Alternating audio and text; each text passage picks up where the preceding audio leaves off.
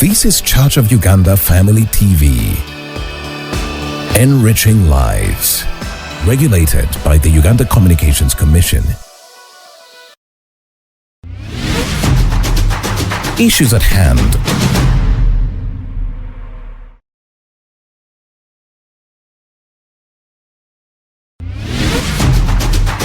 Issues at hand.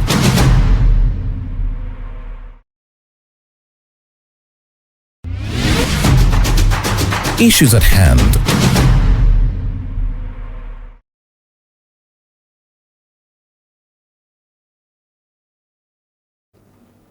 A very good morning and welcome to Issues at Hand, and today we are going to be discussing matters the national budget, and particularly we are going to talk about the layman's understanding of the new budget, which was effected on 1st July 2025. I'm not alone in studios. I'm joined by Mr. Abel Mwesije on my far right, who is the Chief Executive Officer of the Kampala Cities Traders Association, CACITA.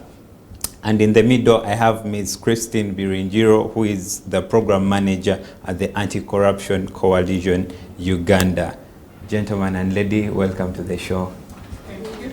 Maybe in a quick one, you can kindly say hi to our viewers.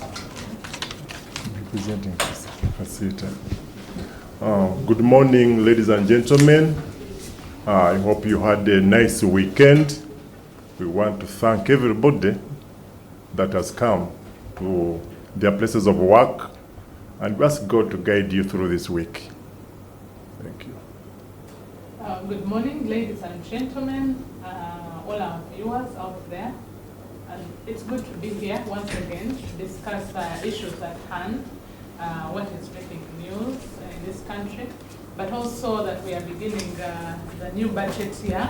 I think it's quite exciting for us to be able to dissect and see if we can put a finger to each and every citizen in the budget out there. So thank you for having me. All right, welcome once again. So Mr. Bagonza on my far right will be representing CACITA. Yes, please. So without wasting any further minute, allow me put this across. Are there reasons should citizens out there be excited about this new budget? As the business community, Yeah. some sections are happy with it and other sections may not be. For example, the section I represent on CACITA, the textile sector, got a little waiver in the taxes that we are paying previously. The new tax that the government had introduced of $3.5 per kilogram of textile material, it was reduced slightly to 2.5, and we want to thank them for that, though didn't go far enough as we had hoped it to be, but at least there is some breathing space in that regard. And then the fabrics were also reduced from $3 per kilogram to $2 per kilogram, and we want to thank the government for that. They tried at least to listen to what we are telling them, though they didn't do what we wanted exactly, but at least there is some movement towards our issues being resolved. Yes. All right, thank you so much for that, Mr. Bagonza. Ms. Christine. Yes, thank you. There are quite a number of areas which I feel are welcome in this budget, though of course on the other hand there are also others which I will later look at. But the positives for me, one is the removal of stamp duty that had really started bogging us down. People had started evading, formal structures because you don't want to register some of these contracts and agreements and etc. So the removal comes with some relief. Two is the exemption for small startups, the small startups by citizens of our country, up to 3 years. That is also very welcome. One, it encourages innovation. Two, it encourages formalization. So I think that is also welcome. Three, government has increased in the budget the payment for domestic arrears. Previously, there was only about 200 billion that was provided to clear domestic arrears. and now it has been increased to 1.1 trillion. That is welcome, but again, like the gentleman says, we still have issues with that, because 1 trillion out of the total bill of 13 trillion, we feel there are some other areas that could be improved, but also government has put about 198 billion into fighting corruption generally.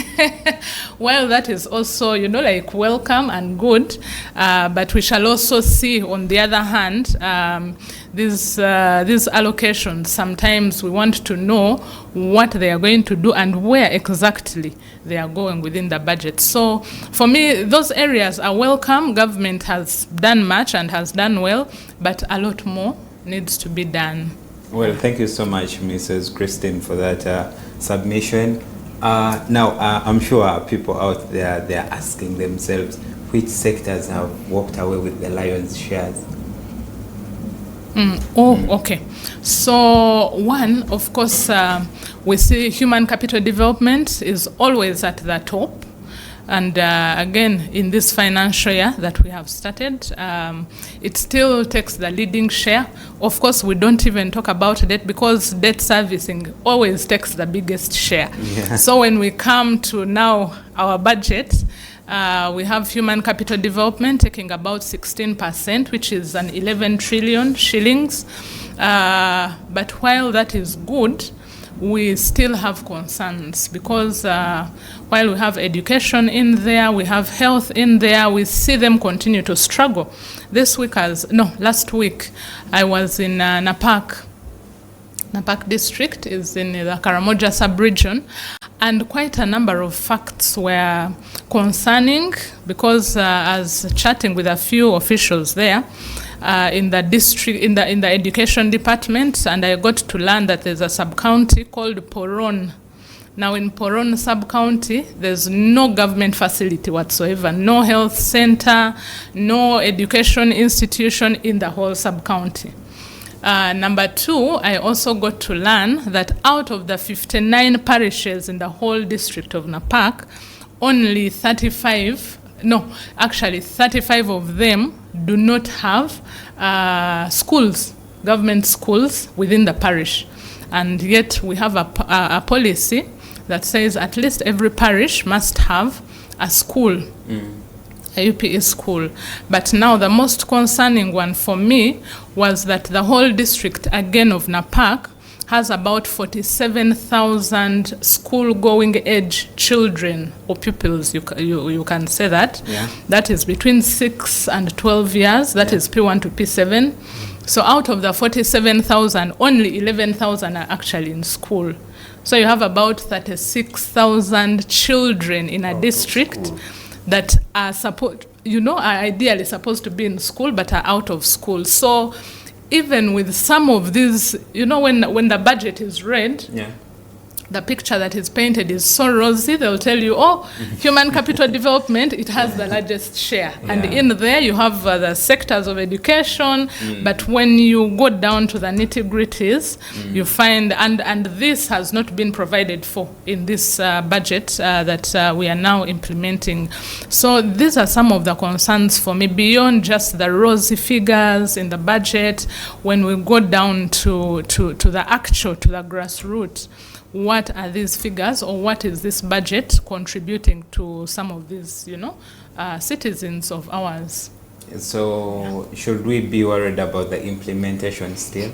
Oh yes. While we have this budget, it is good, but its implementation, the monitoring and implementation of this budget leaves a lot to be desired. It leaves a lot to be desired. First of all, it is simply a budget. Like we know, you will budget, but the outturn usually is different. Yeah, sure. But unfortunately, when the outturn is different, the priority areas are, what we the citizens might not look at as priorities, because in case the financing is not adequate, then these are the areas that are cut out first.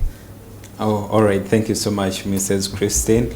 Over to you, Mr. Bagonza. Yes. Should the association, should the Kampala City Traders Association be worried because we've seen like the projections from what will be collected from taxes and all that. You think they will impose a lot on you? Certainly, each budget that is read, the first people to get worried are the business community, because as you may realize, most of the money that is in the budget is expected to be paid by us. So each time they read the budget, we are worried, and each time they increase it, we know that now a bigger burden is going to be put on us. So we have to tighten our belts and get ready to carry this big burden. But it's not a burden that we carry complaining, because we know that we are going to use the money to develop the country. We are happy that we are being part and parcel of the development of our country.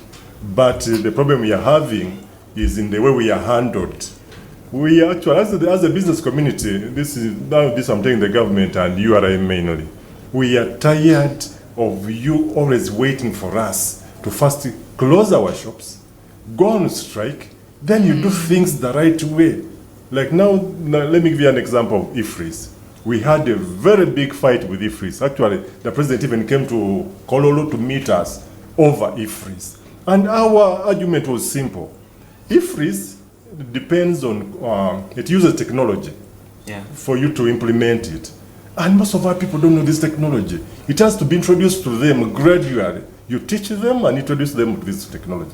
But the government introduced it at once. It wanted it to be rolled out to everybody, and everybody had to pay, everybody had to use it. Then they had the penalties in there. If you don't comply, you're going to be penalized. The penalties were outrageous. You have a problem, maybe you fail to include a pen on the list, on the receipt. The revenue guy gets your receipt without the pen.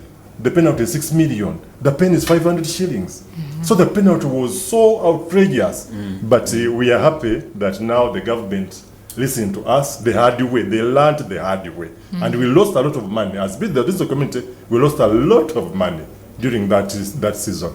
But at least now they've said the penalty is no longer going to be a fixed penalty of 6 million. It will be the tax you are supposed to pay for that pen times 3 times. That is going to be your penalty. And we are happy with that. This is what we are telling them right from the beginning. If you're going to implement a policy, come to us, because it's going to affect us. Talk to us. First of all, educate us, then listen to us, then we formulate a policy that has all the ideas of you, the implementers, and us who are going to be affected by it.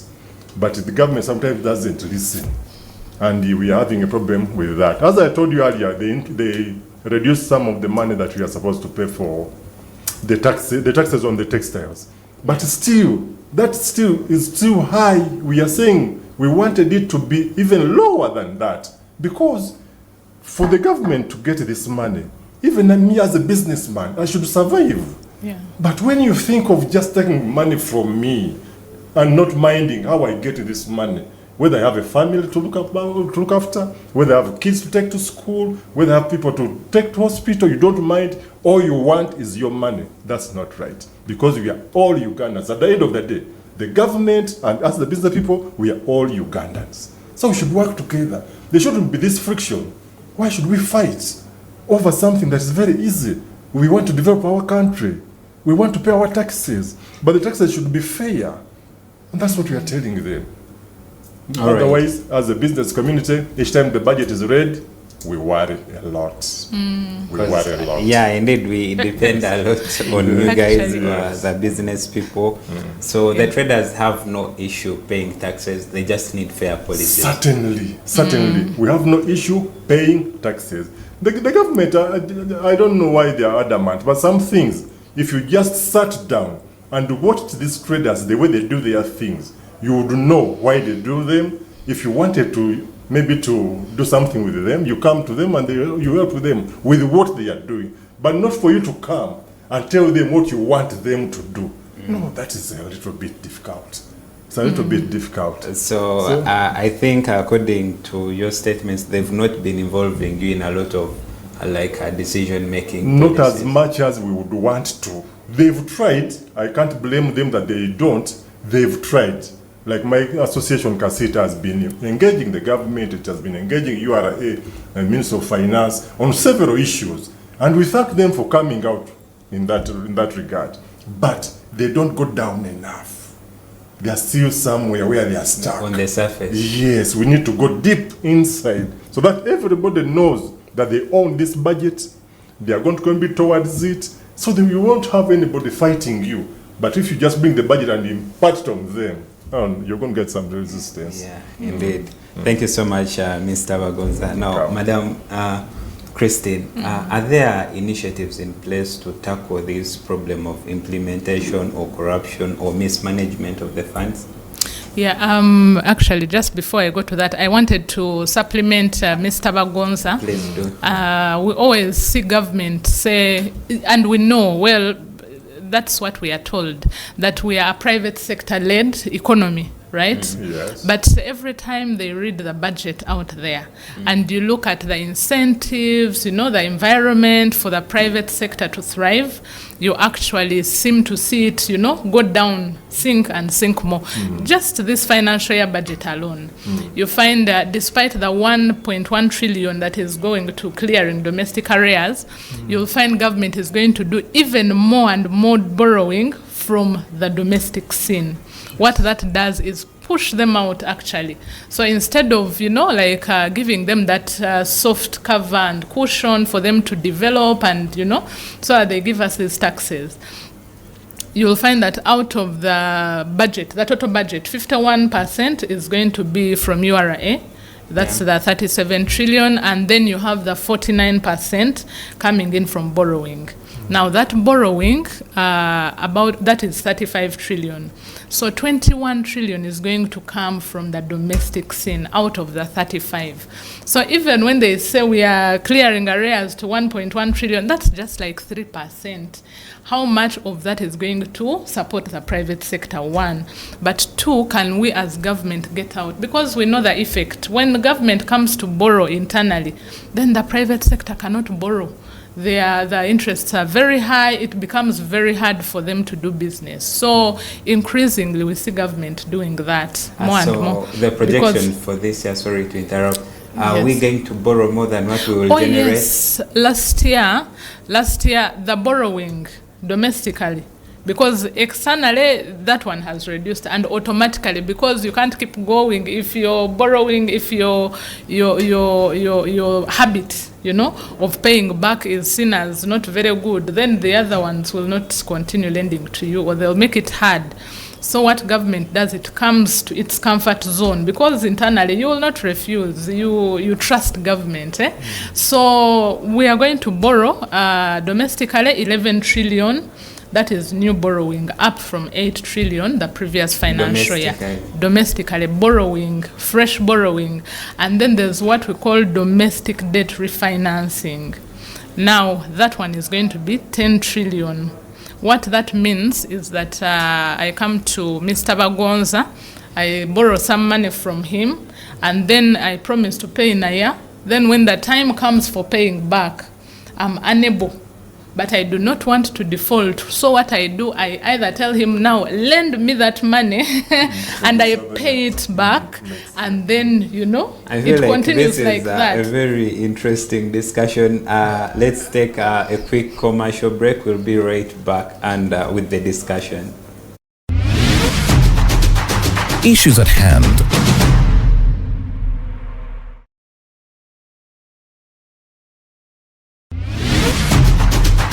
Issues at hand.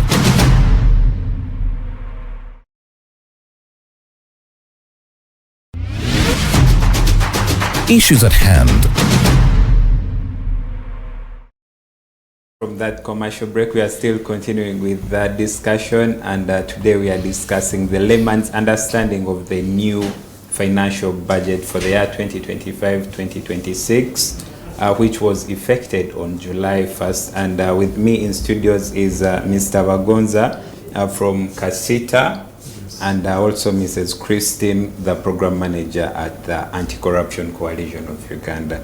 Before we went for the break, I had posed the question to Ms. Christine if there are initiatives in place to tackle corruption or mismanagement of these funds? Yes, we see quite a number of initiatives. In fact, quite robust strategies and mechanisms.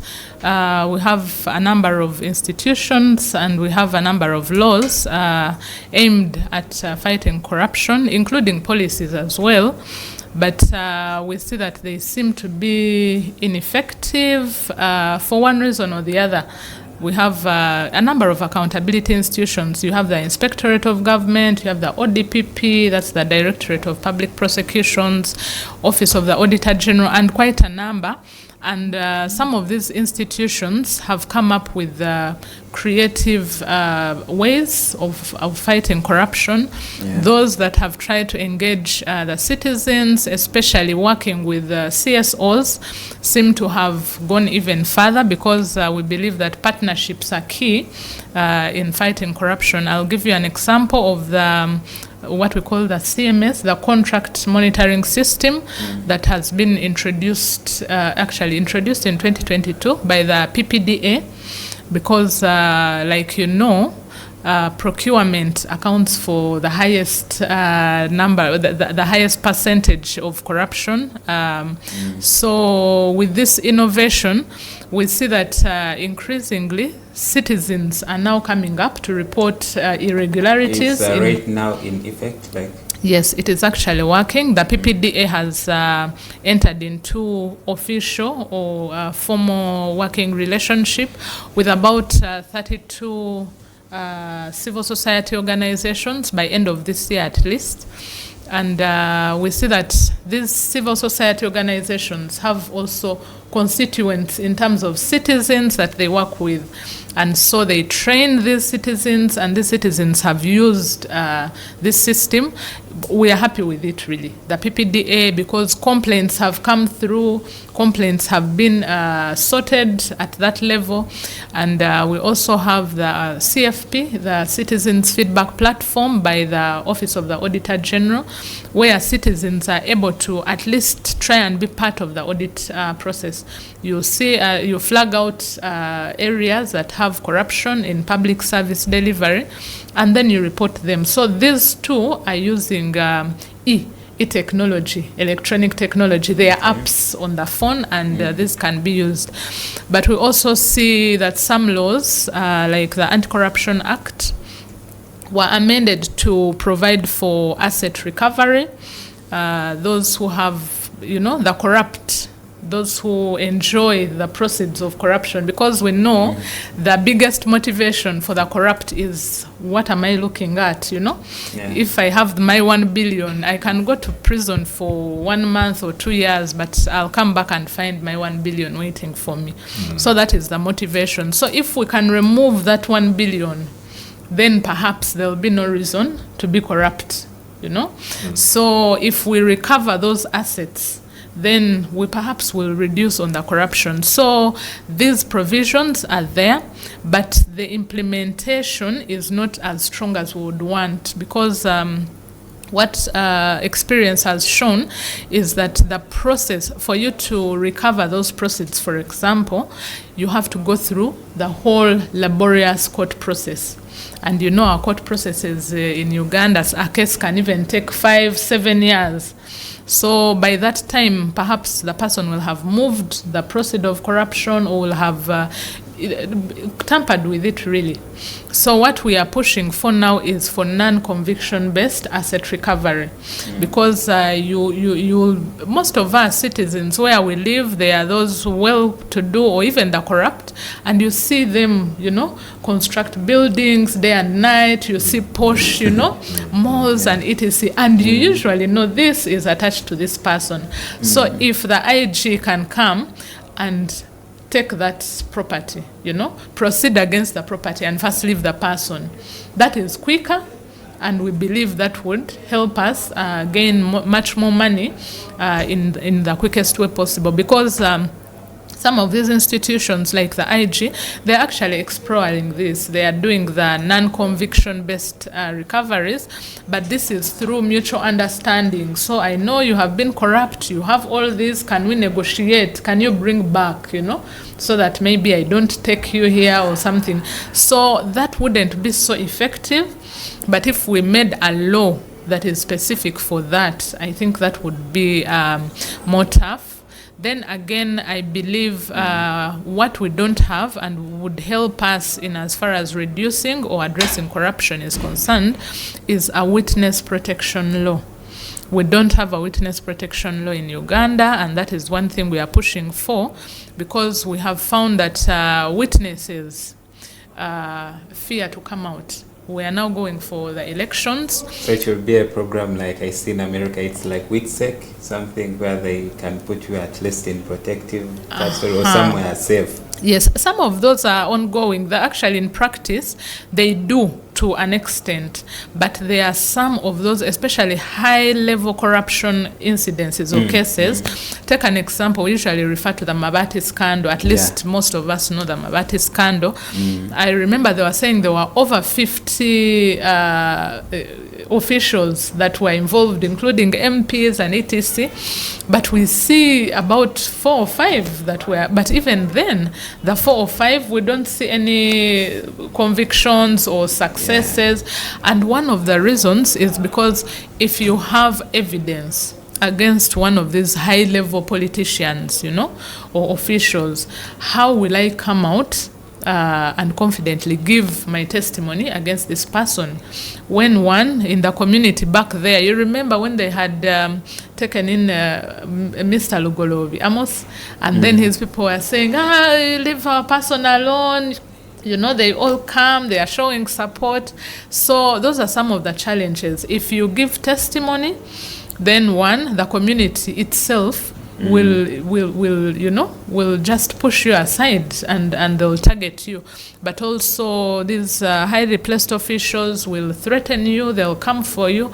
And so we've found that people with incriminating evidence fear to come out, and you lose these cases of corruption because there's no witness protection program here. We've interacted with several people in some of our shows here, but this particular point of Mr. Bagonza, they are owing over 3 million, me here 3 million. So each Ugandan, as we are talking, owes money to the government. Like, we have to pay a certain debt. So it will take me back to when you are still breaking down the domestic borrowing and all that. So should we be worried that this debt is going to increase? Oh yes, our debt is definitely continuing to increase, and as we stand, we are now at 106 trillion in debt or indebted, and the worrying bit of this should be that increasingly government is now turning to the domestic market to borrow this money because of the obvious reasons I mentioned earlier. It will crowd out the private sector, so you cannot even generate, you can get to a point where URA might not be able to collect what it has targeted because the private sector is not incentivized. You're picking out services and goods from the private sector, you're denying them access to credit, and you're not paying their arrears. So you actually suffocate the private sector. So that is one of the dangers. But also the danger with this increased debt is that externally, when your debt continues to increase and you're struggling to be able to pay back, because we are clearly struggling, about over 30%, over 35% of the national budget is going to go to debt servicing. And so you barely have much. So when you pay debt servicing, you barely have much to put into the economy. You cannot now service your social service sectors, education, health. We all know the state in which these sectors are. And what happens is, even when you go back to the market externally to borrow and you're this highly indebted, then naturally, at an individual level, let's look at an individual level, you're heavily indebted, you know? Yeah. I know you have a debt from this one, and you're struggling to pay back. So when you come, I will try to make it hard for you to access my credit. So if you really, really need it, that means you'll have to part with, you know, extra interest rates. The interest rates will be high. I'll provide for my insurance, you know, so there'll be some bit of insurance that is factored in there. And so because of that, government has found it a bit hard. And of course, the ones who are willing to lend to you are the commercial lenders, you know. Go to the commercial lenders. For them, they are interested in the money as long as you give them the musingo, you know. For them, it's okay. You remember here where we were shouting that the airport was going. So, exactly. So for them, they will lend to you and your debt will continue going up, you know. So I think what government needs to do, borrowing is not bad, but why are you borrowing? We are increasingly borrowing and using this money, one, maybe to finance our elections as an example, finance the sectors, or the purpose we are borrowing is not to invest. Because if we are investing, we would be able to recoup and pay back what we are supposed to pay back. I'll give you an example. There's a study I like referring to of the World Bank. It was done some time back in 2016, but even beyond that, our government acknowledges this, that for every $1 that is invested in Uganda's infrastructure development projects, we recoup 0.17 of a dollar. So you invest $1 as a country, but you recoup less than $1. So what does that mean? So we are borrowing. You're losing more than you're investing. Getting. Exactly. Yes. So if we continue to do this, that means we are headed for dangerous times. For doom. Well, thank you so much, Ms. Christine. Now over to you, Mr. Wagoza. Yes, now, talking from a positive perspective, what are some of the ways the government has really been of help to you, the traders? Thank you so much. Now, first of all, as I told you, they had tried to decrease on the import duty that they were putting on some items, and we are very happy with that. The other thing, the government, I'm seeing this mainly with the Revenue Authority. I think the current Commissioner General has made it a point to always interact with mainly the business community through their associations. Anytime there is a stand-up, he comes out, calls us, and he tries to explain to us. I've seen him get a marker, go to the chalkboard and try to teach us what the tax means, how we can collect it, and what the government intentions are. Then he has tried to listen to what we are telling him. Though the way the government does it, things I don't understand, they are very different from us, the business people. Something that would take maybe a week or two to solve can take 3 or 4 months to them as a government to solve. And we're still having a problem with that. But at least there is some positive movement towards solving our problems. Like, for instance, the other time we had an issue with the container leaders. It was a very big issue. Many containers were held at the customs for over 3 months without clearing them. But at least as they were holding them, he was here engaging us on how we can move. Because for him, he's interested in tax. We are interested in our goods and doing our businesses. Sometimes we may find that there's some collision somewhere, but we try as much as possible. They've tried as much as possible to avoid strikes. So that is a positive thing that they've done, and we thank them for that. And the other thing, when it comes to budgeting, the budgeting process, they've had some, like Parliament has had some days where they've invited the business community to come and put forward their views concerning the budget.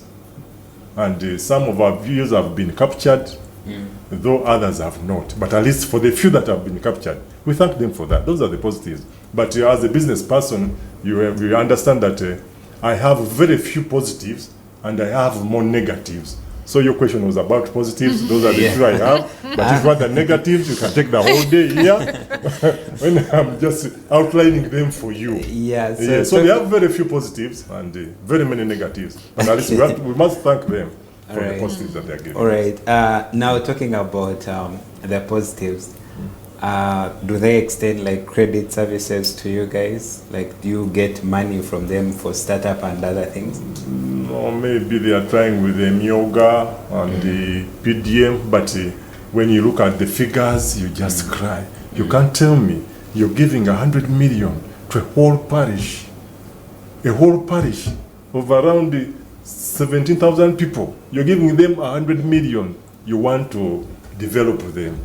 That's a joke. That's Okay. a joke. We've had reports that when it's a foreign-owned business and you want to like start up here in Uganda, they give you a tax holiday. Like they give you a certain period when you're not paying taxes. Yes, Do yes. Ugandans enjoy the same privilege? A few Ugandans do.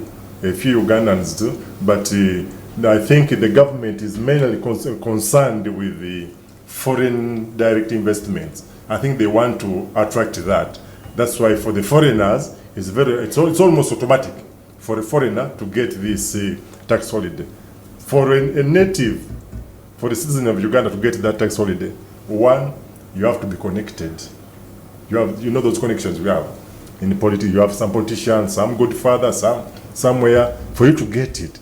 It's not about maybe the importance of the industry you're in or the business you're going to do. No, you just have to be knowing someone somewhere who can fix it for you. Then you get it. So those that are connected have got it. The ones that are not have not. That's the problem with it. But for the foreigners, they have. And we have a very big problem with that as the business community. Because these foreigners that you're bringing here are going to occupy the same space that you're also operating in. And now you're telling them they don't have to pay tax. Yet you're telling us, the owners of the country, we must pay tax. And yet we operate at the same level with these people. It's not fair. That's why you find that there's a little friction between the indigenous Ugandans and the Chinese. Because we are all operating in the same space, and these people are getting preferential treatment, which we are not getting. We are very worried with that, because our next fight is going to be around that line now. We should have a leveled ground. Because we don't understand why someone is an investor. He has decided to bring money from abroad to our economy. And now you're telling him, please, you keep some of it. The money you've brought, please, keep some of it. And we don't understand that. It baffles us, actually. Because if he's going to compete with me, let us compete on fair ground. Yeah. If he beats me, well and good. If I beat him, yes, that's the system. Yeah. But for you already now, not only are they, and this is the funny bit, not only are they giving them tax holidays, they are even making tax laws in parliament, passing tax laws that are going to push us out of this economy because they want those people to be in the economy. How do you push out your child and you want your neighbor to come and occupy? I don't understand the way these people reason sometimes. Actually, they need to come and teach us because we are seeing a lot of unfairness from them. A lot of unfairness. Because you cannot bring a law like this law that we are talking about, where the tax was increased to $3.5. It was brought purposely to make sure that the business community that was importing textiles should stop or even die out, so that these Chinese come here and manufacture the textiles from here. But then we did our research and we took it to them. When you look at the research, these Chinese factories that they are protecting this much can only satisfy 3% of the market of Ugandan textile. The Ugandan textile market can only be satisfied by 3% when you combine all the Chinese factories that they are protecting with the law and giving tax holidays. Then the 97% is now satisfied by us, the ones you're putting all these taxes on, the ones you want to get out of the market. So sometimes the way government plans their things, is not good. Okay, still talking about the unfairness, I want you to use about 2 minutes to talk about the negatives and at least a call to action. Oh, 2 minutes for the negatives. Okay. Yeah. And how best you would want them to be addressed, yeah. I'm just going to talk now in general terms because I've only 2 minutes. All right. Now, what the government should do, they should increase on the interactions between the government and the business community. They should increase. The Ministry of Trade should be one of the most important ministries in this country. Not for the president to put people that he wants to rest, to put them in the Ministry of Trade. It's not a place for resting. Look at the ministers there. If you know them, you go and look at them. He put them there to rest. But this is the ministry that is supposed to be controlling the trade in the country. This is where all these taxes are going to come from. And then you want someone to go and rest there. One, government should change in that. Then the other thing, when we are interacting, we should be given, our voice should be increased so that when the government may be making a budget, our views should appear there. When I bring a view and I see it in the budget, of course I implement it here. You don't even have to come this way because I'm the one who asked for it. Now you've given it to me, I'm going to fulfill that. But the problem the government is having is that they are doing their own things and they want to impart them on us. Sometimes we reject them. Other times we take time to respond because we don't own this budget. So the government should find a way of having Ugandans own the budget. And the last one now is about corruption. She was talking about corruption. Yeah. I don't think this government can fight corruption. It can't. You don't think? It cannot. It cannot. Because the corrupt are the ones that are given positions in government. Now you want the corrupt to fight corruption? It can't happen. If you just told me to mention names, I could. Look at them. They are ministers. Now she talked about Mabati scandal. Okay, we have Mabati scandal. How many ministers went because of that? Only 2. What happened? There were around 7 ministers mentioned in the Mabati scandal.